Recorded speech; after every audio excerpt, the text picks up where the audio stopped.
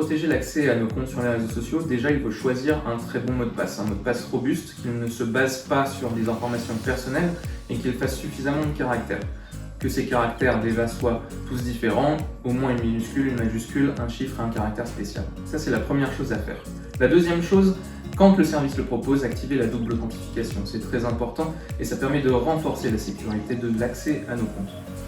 Ensuite, attention quand on utilise les accès via les réseaux sociaux sur les sites internet. Ça permet à la fois au réseau social de récupérer les informations de connexion et de navigation sur ce site et aussi au site de savoir qu'on utilise le réseau social et donc une publicité ciblée.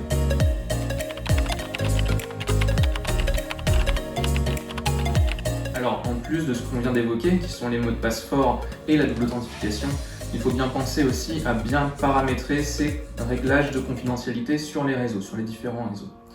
Un deuxième point important, c'est attention à ce que vous publiez sur les réseaux et attention à qui vous le partagez.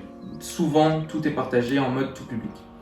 Une dernière chose, attention aussi au réseau Wi-Fi et aux postes que vous utilisez.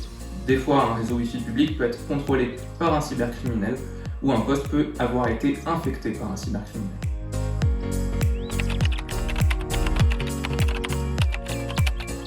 Il est très difficile de pouvoir contrôler la diffusion, on ne sait jamais si une publication va buzzer ou non. C'est pourquoi il est très important de faire attention à ce que l'on écrit dans chacune de nos publications et surtout, ne pas diffuser d'informations personnelles ou sensibles.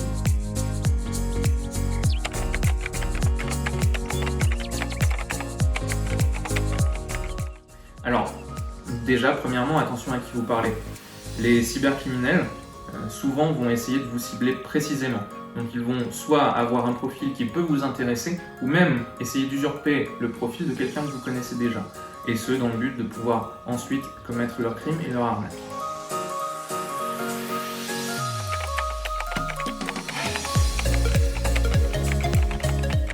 En cas de doute de piratage, alors déjà il faut pouvoir vérifier régulièrement ses connexions. Donc je vous engage à pouvoir aller le faire très régulièrement. En cas de doute ensuite, si on voit une connexion étonnante, il faut tout de suite la désactiver. Et désactiver aussi toutes les autres connexions, c'est important de le faire. Et ensuite, changer le mot de passe, évidemment. Je ne peux que vous conseiller aussi de changer votre mot de passe régulièrement, même sans doute de piratage.